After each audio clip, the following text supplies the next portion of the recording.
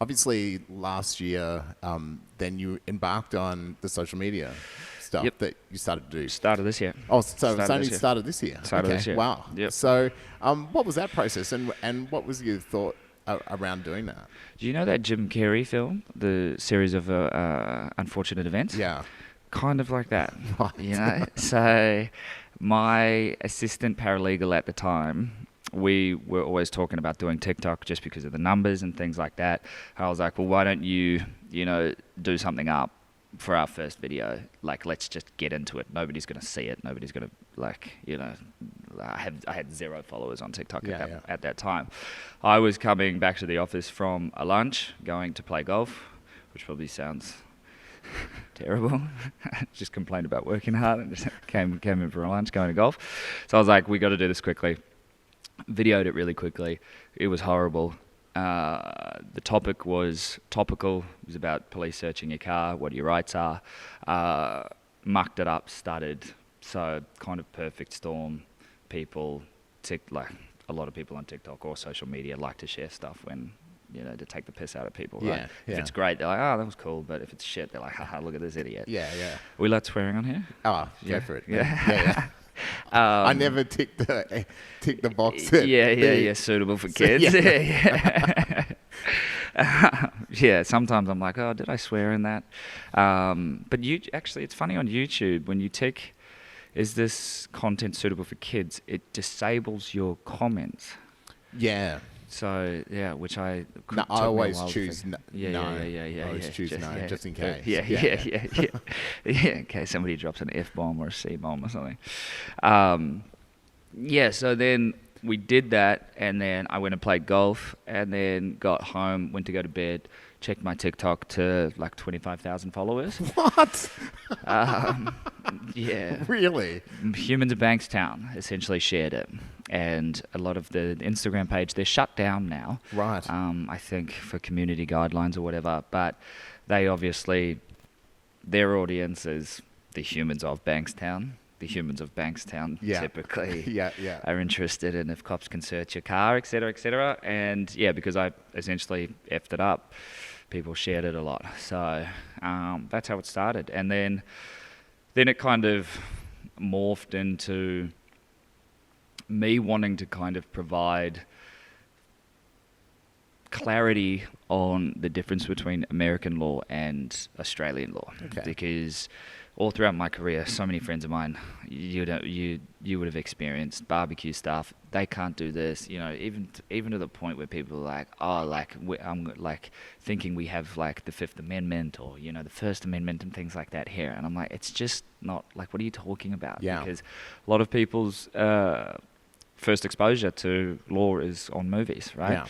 Yeah. Legally Blonde or or Suits or stuff like that. So that was our strategy of kind of doing like clarifying kind of videos, essentially like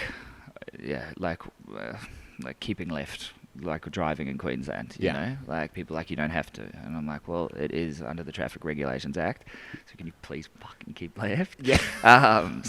Mate, when we were used to travel, you'd come across the border in New South Wales, and all of a sudden everyone would be in the right hand lane. Literally, I'm like, what are you guys doing? It's a Queensland thing, mate. Yeah. It's so frustrating. I hate it so much.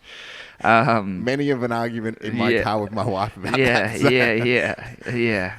My partner just loves the speed, so she's on the inside lane just going 120. But and then, I've dropped off recently.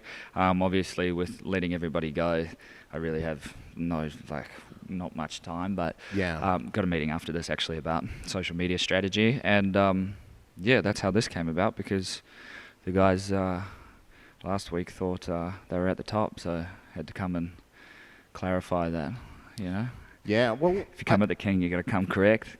I guess so you had that first video go viral, and then you spent the time, and I've seen a few where you share your own experiences with the law as well, which is quite interesting. What's been the feedback that you've got, mate? That's always been a big one, I think, because I'm younger. I think I resonate with the uni crowd a little bit more. Yeah. You know, and I've always just been completely honest with my experience with law, with big firms and stuff. Like, I've always felt like there's a lot of everything's fine kind of in law, you know, like, no, it's great, I love it here. I'm like, you fucking hate it here. Yeah. You be honest with yourself. Like, it's fine if you don't like it here, if it's a career step, but just be, you know, be honest with how you're feeling. So I've always kind of, tried to give my own personal experience and just been, honest. And I think uni students resonate with it. And Has it led to much work? Yeah, but more so like criminal leads and things like that, you know, like the 60-year-old property developer is not going to be like, let's use him for it, you know, so it's more younger crowd. But you're also not really making content for 60-year-old property developers. Yeah, exactly.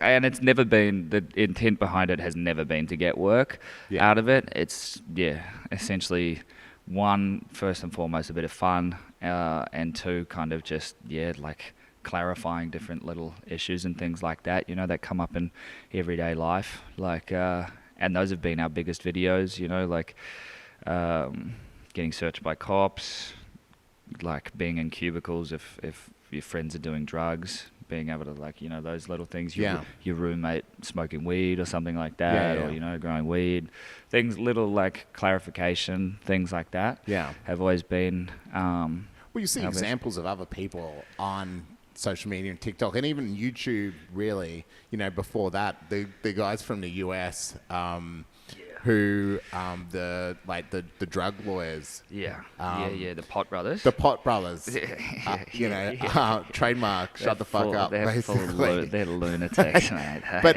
they came before, you know, and it's quite interesting, and I think anything that's quite consumer or young focused, if you want to reach them, that's where people are spending their time. Yeah, exactly.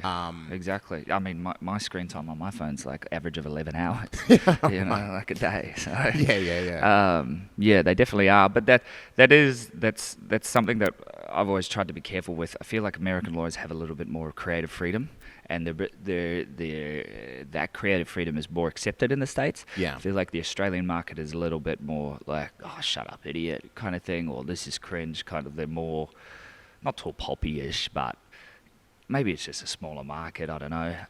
But like Law by Mike, you know, the production behind his TikToks is insane. And like, I don't know, I don't think it would land as good in Australia.